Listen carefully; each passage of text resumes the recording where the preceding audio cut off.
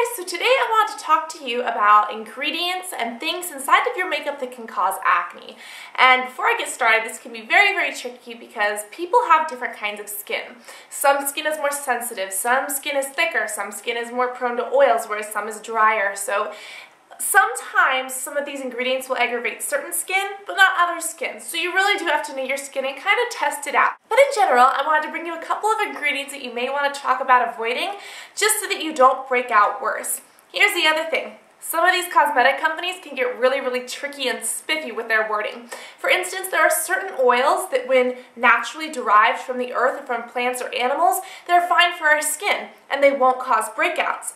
But scientists have found ways to create the same ingredient in a lab. However, when they're created in a lab, they're done over different temperatures, over different periods of times, and those can cause breakouts. So even if an ingredient says something that's supposed to be good for us, it could be bad depending on how it's created. And unfortunately, it doesn't say whether it's lab created or, natural and holistic. So do keep that in mind. And the main ingredients we're going to talk about today are our foundations, because that's what goes directly on our skin. We know that our skin absorbs things, so what goes on our skin and our foundation is obviously going to be absorbed into our skin and could cause breakouts. Let's say that you have a favorite foundation that has one of these ingredients in it that you should avoid. You might want to try out a primer. A primer goes on the skin before a foundation, and it kind of acts as like a little wall or a little barrier so that your foundation can't penetrate as well. When the primer's on the skin will absorb that as opposed to foundation. And if the primer is more pure or natural than the foundation, it should help a little bit with those breakouts. Next, I want to talk about a couple of the ingredients that are the most skin-clogging comedogenic products.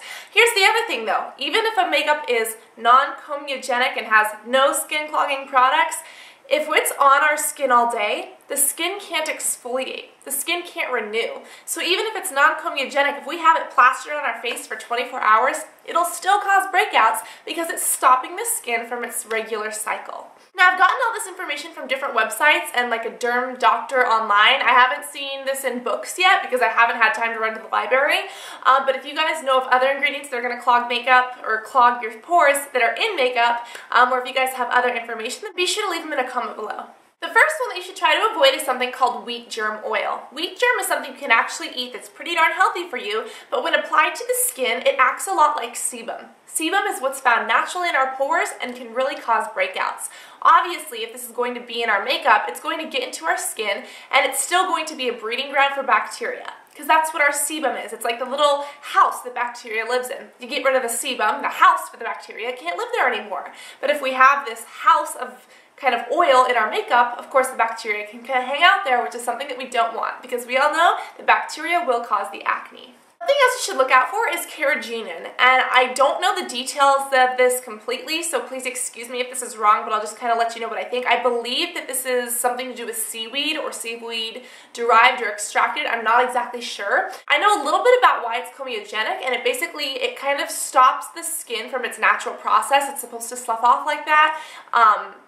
It's not really oily, but I think it creates kind of like a waxy texture on the skin, and it stops sweat from escaping, and if the sweat can't escape, it's going to get stuck in the skin and cause some of those breakouts. So that might not be completely correct. I'll have to research it a little bit more, but I wanted to share with you that that is definitely one of those products that can be very troublesome and really aggravate the skin. There's also an ingredient called sodium chloride, and if you guys went to science class, you know that sodium is salt, and that's kind of like salt on your skin. The reason that can be really irritating is because it can dry our skin out a little bit, but also it penetrates the skin and offsets the balance. Our skin has a natural acidic and basic balance. If you guys remember this pH scale in science, it's basically a test of how acidic something is, how much acid is in a lemon, how much acid is in a battery, how basic is bleach. And our skin, water is a 7. Water is completely in between that scale, and it's like the perfect balance of everything. Our skin is naturally a little bit acidic, but it's usually like a 5 or a 6. And the reason that that's good is because it's a natural balance for our skin. That's how our skin works. Now, if we put some of this sodium stuff on there, it's going to offset that balance, and our skin is just going to go crazy. All of a sudden, we don't have the same pH that we should, and that can cause a lot of different things to happen, all resulting in breakouts and acne. There's also an ingredient called sodium lauryl or lithyl sulfate. Now you'll see these a lot in shampoos or face cleansers that like rub up together. Now if you're just washing your face with that, they are good for like, you know, getting gunk off, but it's not a good idea to actually leave those on your skin. They can be very comedogenic and actually cause a little bit of inflammation. Inflammation is what makes our acne more bumpy and inflamed, and it also can cause a little bit of redness. So be careful of that stuff. There are speculations that it can be related to cancer. I don't know enough about that to talk about it.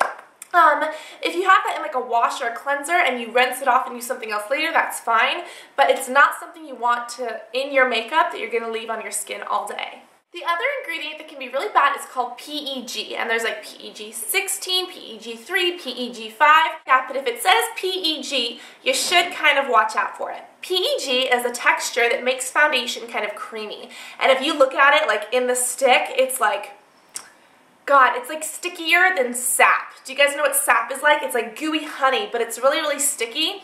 If we put that on our skin, it's even difficult to remove. So if we have that on our skin all day, sorry, phone call. So if we have that on our skin all day, our skin cannot renew. Our skin cannot slough off. On top of that, when we try to go and wash our makeup off, we're not going to be able to remove it completely because this stuff is so sticky it wants to stay on our skin. So 1 or even 2 washes is not going to get it off. You're going to need to wash quite a few times with a really good cleanser and makeup remover in order to get it off completely and unclog those pores. The last ones are things like coconut butter, coconut oil, or coca butter. And those are delicious. They're great to eat on the inside because they're full of omega-3 fatty acids, but when actually applied to their skin, it kind of goes back to the oil story, where they act kind of like a sebum. And it's a bad sebum because it's an oil that bacteria is able to live in. If we use an oil that bacteria can't live in, no problem, we're fine. But if we're putting an oil on our skin that bacteria can really thrive in, it's just going to be a breeding ground for that. And it's going to cause a bunch of bad breakouts. So if you guys know of other ingredients that cause acne in makeup, be sure to leave them below. If you want another video on things that cause wrinkles in makeup or different skin conditions in makeup or could aggravate eczema, let me know what you guys want to see. And if you know of any other ingredients, please post them so that we can all learn or post a video response. So I love you guys. I hope that this helped you, and I look forward to talking to you all soon. Love you guys. Bye.